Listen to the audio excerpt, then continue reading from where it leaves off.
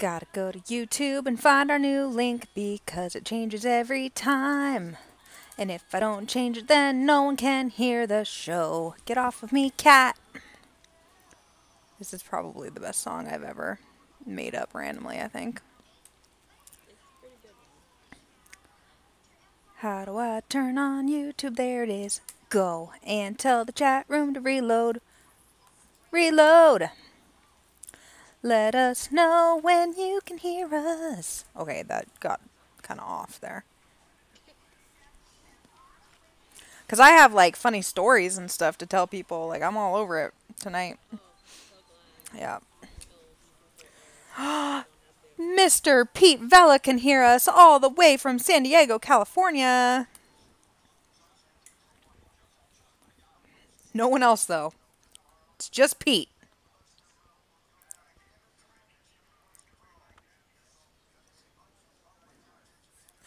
Hi, everybody. So, I'm going to just jump right in with my stories. There were two of them. Oh, yeah, there's two of them. So, as you probably know, we are going to EquestriCon this year, which is where. Sorry, I lost the plug-in and my computer tried to die. One moment. Why am I sitting here if it's not plugged in? Anyway, okay, so we're going to EquestriCon in Saratoga, which is the big horse racing convention, the first ever international racing convention. And we have a booth, and this means that I had to learn about things like getting a backdrop poster printed, and, like, I don't know anything about that. So, anyway, we are doing this thing where we're giving away really cute squishy horses. You squeeze them and they have our name on them and stuff if you sign up while you're at the convention. And so I picked those up, and like I think I ordered maybe 150, and it's a giant box. Like, this is a large box.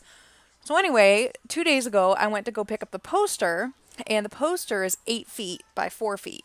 And I'm looking at it right now. It's all rolled up really nice, which means it's 8 feet long. Or 4, whatever it is. But it's, how do I think I'm, like, packing these things? Like, I haven't considered that until this moment when I'm looking at this enormous poster and I'm going, wait, how? How is this a thing? Should I, like, buy a seat on the airplane for my poster? Because I don't know where to bring it. And Nina was like, how are you going to get it on the plane? And I'm like, you fold it up. It's no big deal. But it's, like, rolled, and I don't think I can fold it. So now I'm kind of freaking out about it. So thanks, Nina, for, you know, me ignoring you and then now me freaking out. Awesome. My other story is, I don't know, I hope it's not like a humble braggy thing. It's not supposed to be a humble braggy thing. It's supposed to be, this is what I deserve because of what I did. So I'm going on this family reunion thing in a couple weeks, and it requires taking my children on a 5-hour plane ride one way and a 5.5 to 6 hour plane ride on the way back. And I'm like, it's nonstop. And the thing is, like, I don't mind sharing my computer with them, except for I really do, because then what am I doing if they have my computer to watch movies and stuff? And so anyway, we have these friends, and these friends are considerably richer than I am. And when their kids turn 2, like, this chick does so much research on everything, right? She just researches like, she's a doctor, so she researches everything. And there's a lot of studies that if kids have iPads or tablets or whatever, even when they're young, as long as it's like learning games and not, you know, watch YouTube, then it's actually really good for them and they do better in school and stuff. So these friends of ours their twins have had iPads for the past year and a half. And I'm like, dude, like, how did you just buy 2 extra iPads? Like, that's insanity. But anyway, coming up to this big, long plane flight thing, I'm starting to get kind of on board with the iPad situation. So I have an iPad from when, like, 3-4 years ago. It's very old, and I have that one, but I haven't touched it in, like, a year and a half. So I took that one, and I got a refurbished one off Amazon that was very cheap, but came with a warranty, and I got nice little rubber bouncy holders so that they can throw them and they're supposed to be okay. Anyway, point being that tonight I gave them to them for the first time because I knew I was going to be doing this broadcast and I didn't know what else to do with them. So they're literally sitting a foot apart and about a foot from me because this is where my plug-in is, and they're watching different movies at full volume. This is a very exquisite kind of torture. Like, it's horrible. This is not ideal. And both movies have songs, and like, this is terrible. I don't recommend this. So that's all. That's my funny story or whatever. And now, hopefully, everybody's listening because it's time for our two races of the night. The first one being the Midsummer Oaks, which drew a field of 6. These are some seriously ridiculous fillies. Like, if you took the top 6 well royally bred fillies of this crop, here they are. Like, this is them. So, of course, the next race is the Midsummer Classic, which features Long Island Classic winner Deep Sleep against Louisville Derby hero Conqueror. So, yeah, first up is the Oaks, and to talk about that race, here is tonight's MC, back after a long hiatus. It is Rebecca Rose Hepburn. Hey guys, let's jump right into this race of royally bred fillies that I wished I owned. Breaking from the first post is Eskimo Kiss, owned and bred by Art Vandelay. She is by our Islands Reel and out of the really fancy mare Maryland Million. Eskimo Kisses won her first 2 starts as a 2-year-old before finishing second in the Stewards Cup Juvenile Fillies. This year, she started off with a win in the Los California Stakes before running a close but disappointing third in the Louisville Oaks. Last time out, she won the Grade 1 Long Island Acorn with a 95 speed figure. This filly is definitely one of the favorites. She is absolutely bred to love the 1.25 mile distance, and this is the kind of race that Art likes to win. Breaking from the number 2 post is Perfect Denial, owned and bred by Brianna McKenzie. Perfect Denial blasted onto the scene as a 2-year-old with a 99 speed figure win in her first start.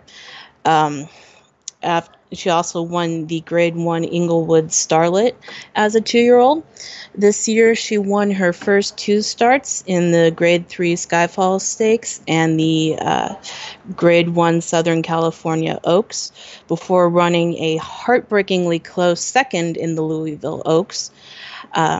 Last out, she rebounded with a very strong win in the Beholder Stakes. So this is another really nice, really well-bred filly. Third post goes to Master of Death, bred by Elise Peverell and owned by Nene Hunter. Master of Death, with 5 lifetime starts, is the least raced horse in this field. She won her maiden at 2-year-old as a 2-year-old with her only start at 2. And came back in a big way week 1 this year in the Believe You Can Stakes, which she won with a 97 speed figure. Bounced a little bit next out in the Dare to Dream Stakes, finishing 3rd with a 83 speed figure, but she's been flawless since then, winning the Grade 1 Baltimore Oaks and the Grade 1 Z Princess Memorial Stakes. She's by Man of Mystery out of the multiple Grade 1 winning mare Stay Close to Me. She's another horse that is absolutely bred for 1.25 miles, and she has a very good chance of winning this race. In the 4th post is Enchantment, owned and bred by Nina Olson. She is by Harry Potter out of the year 37 Stewart Cup's Distaff winner Prayers. Enchantment was a winner in her first start and followed that up with a win in the Grade 3 Spirituality Stakes before finishing 5th in the Stewards Cup Juvenile. In her first start this year, she was a close second in the Torrid Night Stakes before winning the Warm Stakes week 4. She finished 6th in the Louisville Oaks and then 7th in the Long Island Acorn. So Nina's got to be hoping that she rebounds and goes back to her earlier form. But she's a classy filly with a great pedigree, so she definitely has a chance. Next up is Gray, owned and bred by Susie Rydell. She is by Together out of Amber. It's got to be one of Amber's last foals. but obviously has a crazy nice pedigree. Gray is the second horse in this field to break her maiden with a 99 speed figure, after which she bounced to the moon in the Trap Stakes as a 2-year-old. Came back week 1 of this year with a win in the White Wolf Stakes and then another win in the Grade 2 Albuquerque Park Oaks. She was 7th in the Louisville Oaks and followed that up with a 4th place finish in the Long Island Acorn, a race that might have been a little too long for her for with Together as a sire, but with the 1.25 mile drop, I think she's more dangerous. And last up, we have Blame Canada, owned and bred by Danny Derby. This filly is by Rambling out of Skyfall, which makes her Eskimo Kiss's niece and another horse that is bred to absolutely love the 1.25 mile distance. Blame Canada won her first start as a 2-year-old and followed it up with a win in the Grade 3 Mercy Stakes before finishing 4th in the Stewards Cup Juvenile Fillies. In her first start this year, she won the Grade 2 Battle Cry Stakes over the boys, so led Danny to putting her in the Louisville Derby, which finished an unfortunate 14th, but rebounded last out to have a close second behind her aunt Eskimo Kisses in the Long Island Acorn. So she is a definite threat for this race. And I think we are close to post time now. So Emily should take it back there. Well, I have 5 horses in the next race, so okay. All right, I'm back. Hopefully that didn't blast your ears out. All right, betting is closed for tonight, and it's also closed for this race. Maybe.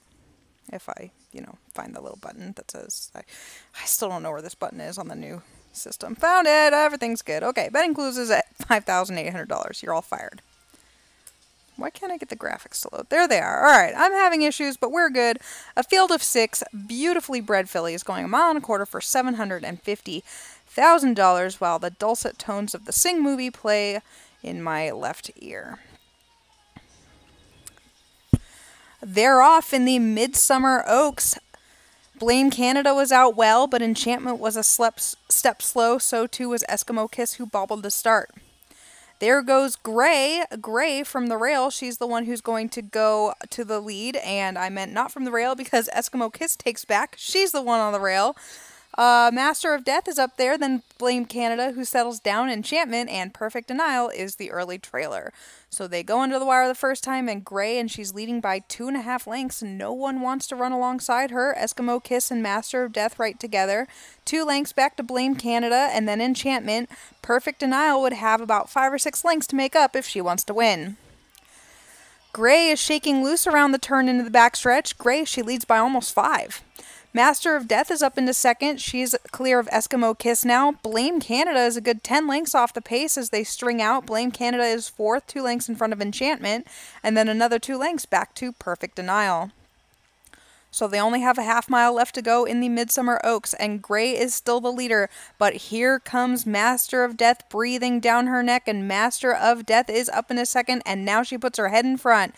Eskimo Kiss starts her run, and here comes Blame Canada. She's still got 4 lengths to make up. Enchantment is asked to go. They're at the top of the stretch, and Gray has spit the bit as Master of Death goes on. Here comes Eskimo Kiss, and then Blame Canada, widest of all. We're 3 across the track. Master of Death, Eskimo Kiss, and Blame Canada, who's running right on by.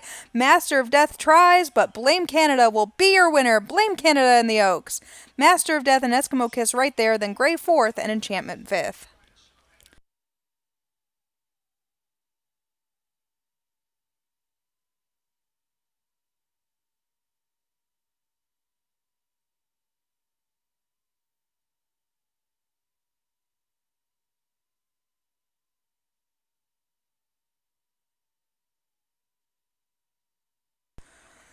The official winner is Blame Canada. She's an adorable 3-year-old bay filly by Rambling out of Skyfall by Messiah. She's a homebred for Danny Derby, and this is her 4th win in 7 starts. Did Skyfall win this race? Did we already learn that today and I just, missed it? Oh, she did! Why didn't I say that in my call? I wasn't clever enough for that. All right, next up, we do have the Midsummer Classic, and this is only a field of five. This race is weird. It's kind of like the Desert World Cup in that some years it draws 10 insanely good horses, and some years it draws four or five, and you're just like, this is $1 million purse. Where the heck are the rest of the horses? You start out with 20 of them in the Louisville Derby, and by the time you get to 6 weeks later, we're down to five. I think that's quite strange. So, anyway, to talk about all five of them, once again, here is Rebecca Rose Hepburn. To be fair with this year, if I had a horse that was good enough to go in this race, I still don't know if I would enter because this field is really, really good. Let's kick it off with our Kentucky Derby. What's that? With the Louisville Derby winner, Conqueror. Conqueror started off his career with a 99 speed figure win as a maiden. Came back to win the Cape Stakes, the Louisville Jockey Club Stakes, and the Fountain of Gold Stakes, and then the New Orleans Derby before going into the Louisville Derby and setting the fastest time ever with a 99 speed figure win. He came back next week to a very close, very sad third in the Baltimore Crown, where he just missed by a head and a nose. Last out, he was third in the Long Island Classic. I think that after a string of 96, 99, 97 speed figures, he bounced a bit, but was still third with an 82 speed figure, and he should rebound and be super scary in this race. Next up is Outlander running for Danny Derby. Danny trying to do the Oaks Midsummer Classic double. Outlander is by Be Prepared out of Bainlander, whatever. Danny picked him up for $5.8 million. Outlander won his first start at 2 before a second and a third place finish in the Thriller Stakes and the Louisiana Jackpot. This year, he came out and won the Grade 3 Tremendous Stakes and the Grade 1 New York Stakes before going on to the Derby, where he finished 11th. Last out, he was 5th in the Long Island Classic. And he's still very classy, very fast horse, could easily rebound and win this race. Next up, I'm going to completely mispronounce this. Is this Nowitzki? Is that how you say it? Nowitzki. Yeah, go me. Owned and bred by Jake Tward. He is by Keyboard Courage out of the Ice and Fire Mare Neapolitan. Nowitzki won his first 2 races, maiden special weight and the With Kind Regard Stakes, before finishing a solid 4th in the Stewards Cup Juvenile. He won the Alpha Stakes as his Derby prep this year before going into the Derby as kind of an underdog, but finishing second to Conqueror. He went on into the Baltimore Crown, finished 7th, and last out was 4th in the Long Island Classic. Could do very well today. Next up is Ridgewood, a horse that we all had very, very high expectations of. I think he went into the Louisville Derby as the favorite, and deservedly so. He is by Man of Mystery out of the incredibly fancy mare Corona. He broke his maiden first out with the 99 speed figure before racking up wins in the California Chrome Stakes, the Stewards Cup Juvenile, the Pacific Coast Highway, and the Grade 1 Southern California Derby. He was a disappointing 7th in the Louisville Derby, rebounded to be a solid 5th in the Baltimore Crown with a 92 speed figure, and last out, he absolutely mowed the competition down in the Grade 1 Queen's Derby. This is a horse who will have absolutely no problem with 1.25 miles, and I think that he and Conqueror are going to be crazy scary to run against, which is why there's only 5 horses in this field. Next up, we have Deep Sleep, owned by Brandon McNulty and bred by the Steward. Brandon bought this horse for $7 million. He is by Messiah out of the $2 million earner Sleep to Dream, which makes him a half to All of Time. Brandon, I like the way Brandon has campaigned this horse. He took a very easy step up route for him. Deep Sleep broke his maiden in his second start, went on to win a non-winners of two, then the Trial by Summer Sales Graduate Stakes to close out his 2-year-old year. This year I'm hearing an echo of myself. It's distracting. This year, he won the Grade 3 Rising Star Stakes before finishing third in the Keyboard Courage Stakes. He was a good third in the Louisville Derby, finished sixth in the Baltimore Crown before Brandon brought him back in the Long Island Classic last out, which he won nicely by a length and a half with the 90 speed figure. That is your field. Good. You should do that. Very good. Bye.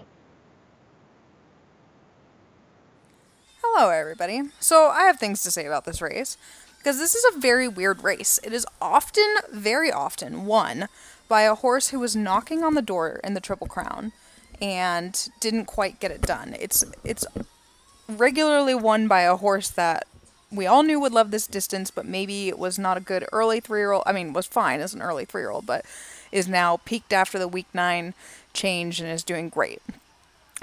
In all of history, this is the 47th Midsummer Classic. In all of history, only 4 Louisville Derby winners have won this race, which is crazy in the history of the sim, that 4 out of 47 have won it. Granted, a lot of them go to the Queen's Derby week 10, so they end up running like 6, 7, 10, 12. It's a lot, which is part of the reason why they lose. But like last year, Danny Derby came in here with Circle of Life, and Circle of Life, a lot of people thought he was going to win the Derby or one of the other things, and instead he went and won the Desert World Cup this year after winning the Midsummer Classic last year. So it's just a thing that doesn't happen very often. So if we kind of toss out Conqueror, who are the horses that we're afraid of now? Outlander is a very expensive purchase that wants to go this distance. He's right up that alley. Nowitzki's been knocking on the door. Ridgewood did win the Queen's Derby this year, and he was, the favorite for the Derby and didn't this year. Deep Sleep, we already know, can go the distance. The question with Deep Sleep is, does he want to go longer? Is this actually too short for him? So lots of questions about to be answered. And since we have 2 minutes, although I'm getting a little bit anxious because the movies are ending, we're going to have 2 headshot contests, one right now and then one after the race. Rose, you may not participate.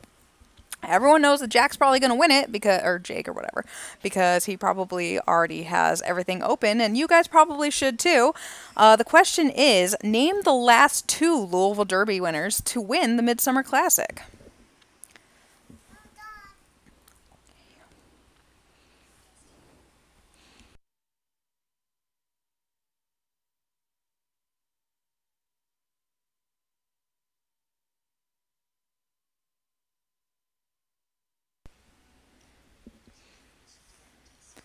Do do do do do, no one is playing along. Why don't they want to win? Danny Derby is wrong, but he's close because one of them is right.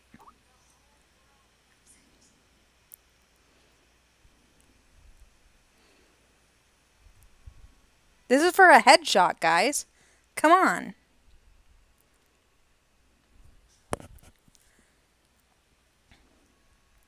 Okay, this was a gimme for at least Jake Tward, if not Scott Island.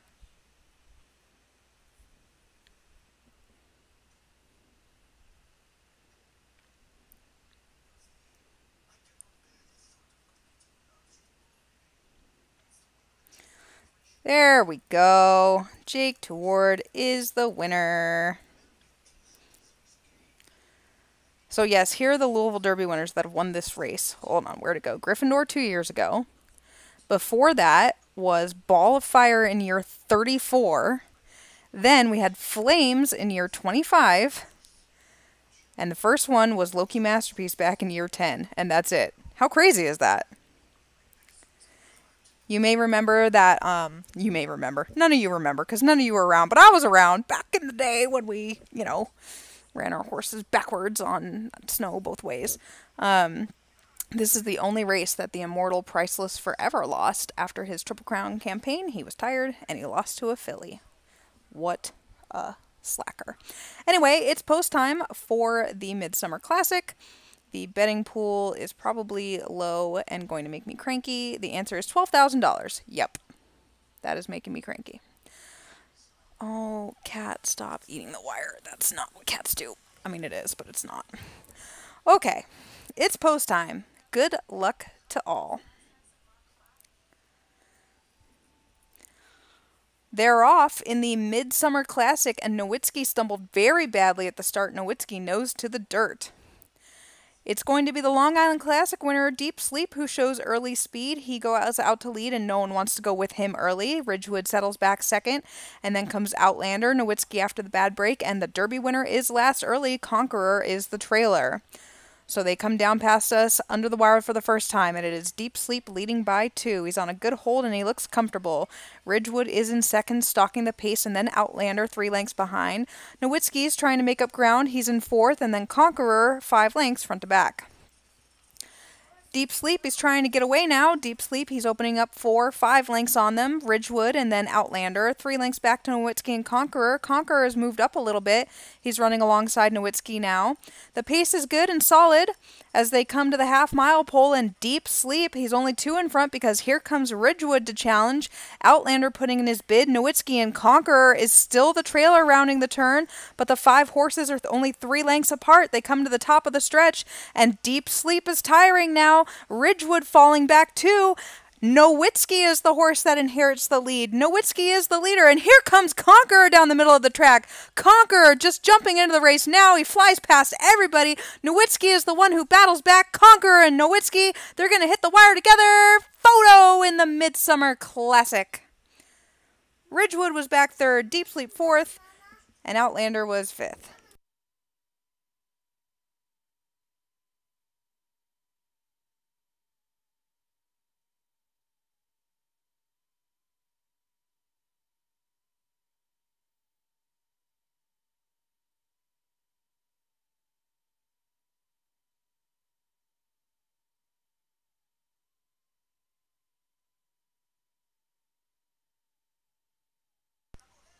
The results of the photo are in. Oh, and they are brutal. The official winner by a nose? Conqueror, who becomes the 5th Louisville Derby winner to win this race. Nowitzki, after the bad break, makes a huge move and misses the photo. You know he's going to get one of these. Not sure why Deep Sleep spit the bit. The pace went all his own way and he just didn't fire. Someone had to be 5th, I guess, so that's why Outlander was back there. I suspect we will see all 5 of these animals again. Maybe not Outlander in the Classic because he has a stablemate who will go that way, but the rest of them for sure, I would assume. And that is tonight's broadcast from the spa. Our next broadcast will be the Arc, I think. Let's look at the schedule. 28th. Yes, I will still be here and we will be calling the Arc. Isn't that exciting, guys? So see you 2 weeks from tonight for some turf route action.